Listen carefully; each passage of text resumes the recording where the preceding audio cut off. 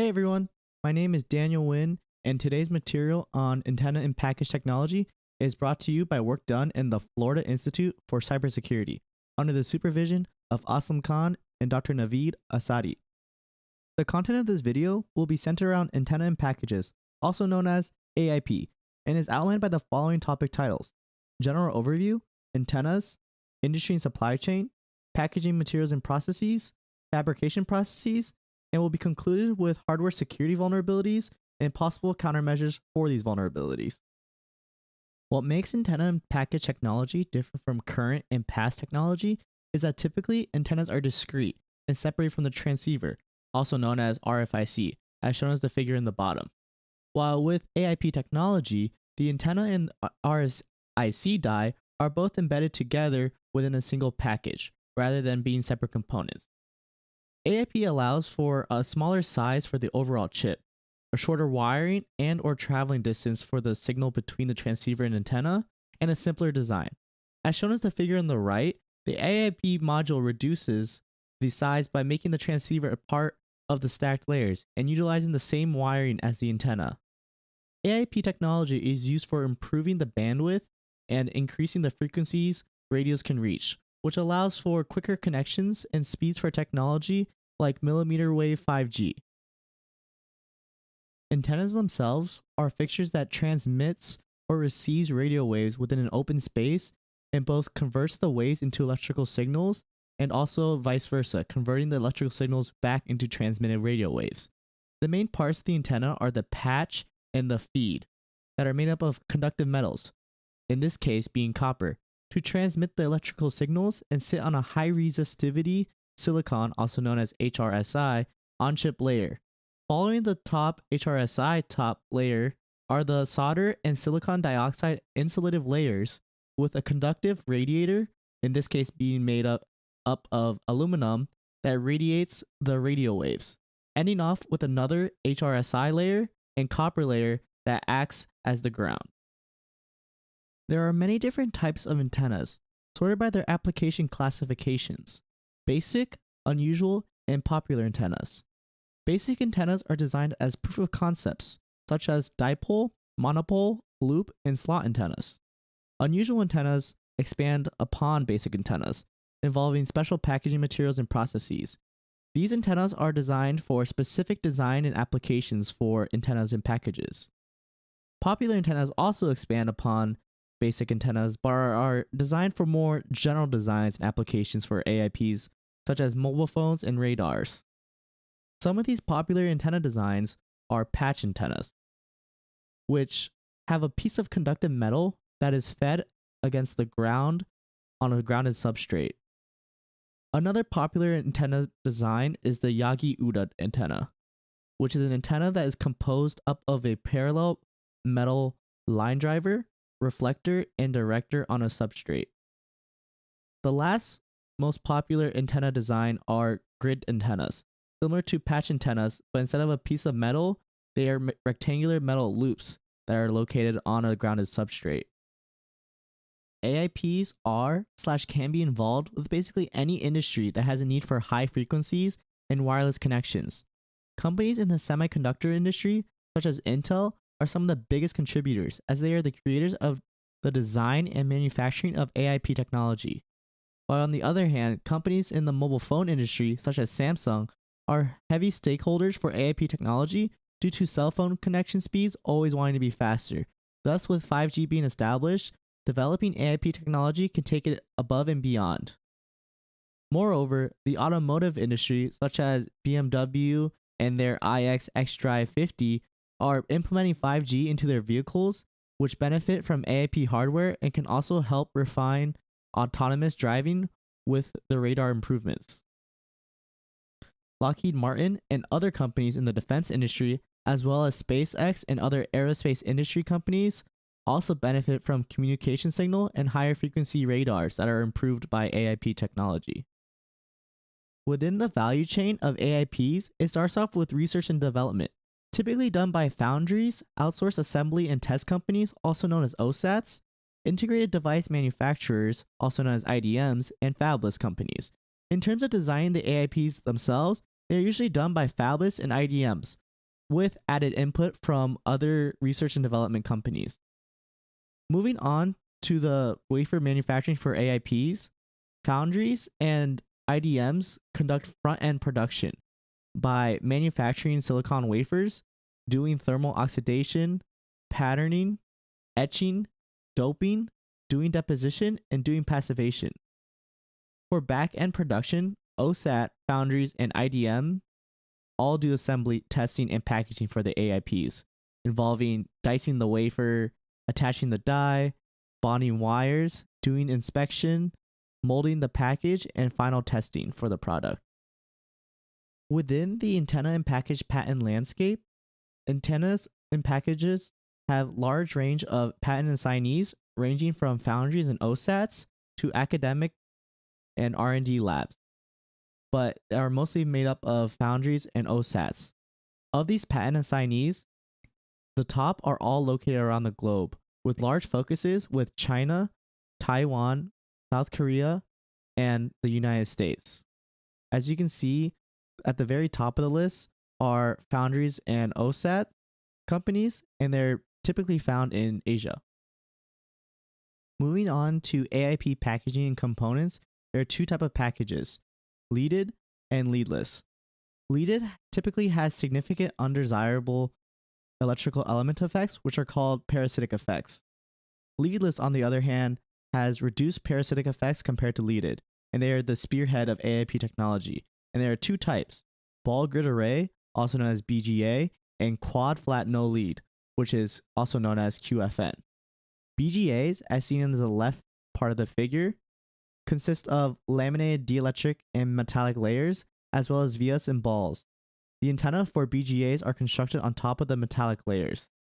The pads for C4 connections to the die and for solder ball connections to the PCB are built on the bottom exposed metallic layer.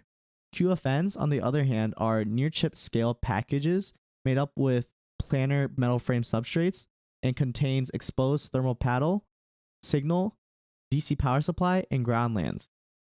Antennas can be easily added to the metal frame for QFNs.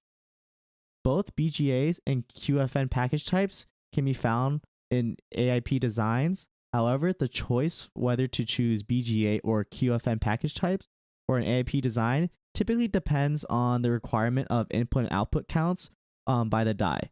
And usually a BGA package has a higher input output count than QFN packages with the same body size, and therefore BGAs are typically more common as opposed to QFNs.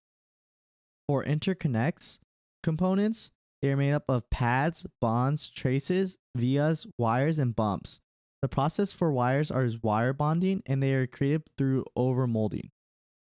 Wires are robust, inexpensive, and flexible to thermal expansion, making them good components for AiP packaging.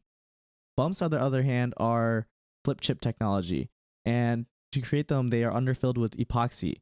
And bumps provide better performance and have solder balls or copper pillars as the contact point. For conventional antenna and package technologies, focused mostly on materials and processes, are low temperature co-fired ceramics, also known as LTCC, high density interconnect, also known as HDI, and embedded wafer level ball array grid, also known as EWLB or wafer level packaging. For LTCCs, they are made up of ceramic tapes and metal paste, which are conductive metals, typically copper, silver, gold. For the process for LTCCs, they are made by metallization layers printed onto unfired ceramic tapes. This provides a low loss of substrate, satisfactory thermal conductivity, and a high degree of passive integration. However, LTCCs provide to be very expensive due to the process and material cost. HDIs, on the other hand, use PCB technology and are made up of epoxy glass substrate, also known as FR4, which is a fire retardant substrate, BT resin substrate, liquid crystal polymer substrate, and copper wiring. HDIs are a multi-level lamination of dielectric materials and provide a high density of wire routing for the package. EWLBs, or wafer level packaging, is when a wafer is placed on a carrier and then is encapsulated with the mold compound. Wafer level packaging has no laminate substrate and is instead replaced with copper redistribution layers with a polymer or ceramic insulative layers. Going more in depth with wafer level packaging of AiP is that it is similar to flip chip die directly on PCB using solder balls with no laminate substrate. This reduces the overall interconnection length, lowers radio frequency signal loss, and lowers the overall package cost. The materials inside of wafer level packaging are that it has a double-sided copper redistribution layer, high resistivity silicon wafer, gold tin solder, and silicon dioxide insulative layer. For the fabrication process of WLP, the first step is TSV etching and passivation, as it can be seen in the first block of the figure. Next step is that there's copper seating layer deposition and plating, removal, and TSV passivation. The third step is RDL deposition, patterning, passivation, which can be seen in the second block of the figure. The step after that is grinding of the bonding side, and then the TSV and RDL steps are repeated for the bonding side, as seen in the third block of the figure, so that both sides look very similar to one another. After that step, there's deep reactive ion etching, which creates a silicon cavity. And then the last step is a lead tin solder bump deposition, as you can see denoted by the pink on the figure, the fourth block. Hardware security vulnerabilities for AiPs are very similar to just general hardware security vulnerabilities for integrated circuits, one being reverse engineering, where the hardware such as the chip or PCB can be depackaged, imaged, and then the functionality can be noted for AiPs and integrated circuit. Hardware trojans can also be found as a vulnerability as it adds, removes, or modifies the integrated circuit, and it can be inserted during the fabrication process. Hardware trojans can reduce the reliability, change the functionality of the device, and also leak information from the device. Another vulnerability for ICs are counterfeit components, where these non-authentic and unverified source parts are tampered and not made in mind from the original designer. These tampered parts can lead to the cloning of components that can cause malfunctioning of the hardware, information leakage, and a portal for hackers to enter to tap into the device. As stated previously, all prior vulnerabilities for general integrated circuits can affect AiPs, such as hardware trojans, counterfeits, clonings, and reverse engineering. AiPs also has thermal issues and can also have signals traveling through wall issues, where the signals aren't as strong or can be easily hijacked. Some possible countermeasures for vulnerabilities in antenna and packages are physical inspection, where defect and counterfeit analysis can be conducted through microscopy such as optical, SEM, FIB, X-ray, PM, and nanoprobing, and image analysis. For preventative countermeasures, a lot can be done with the packaging of the device to mitigate vulnerabilities, such as using the positioning of materials or components to block important components within the package, or using a material for the package itself that can block inspection from other people.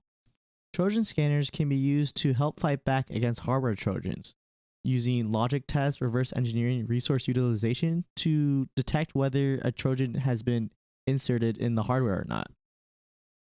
Here's a glossary of abbreviations and acronyms that may or may not have been discussed previously in the presentation. And here are the references.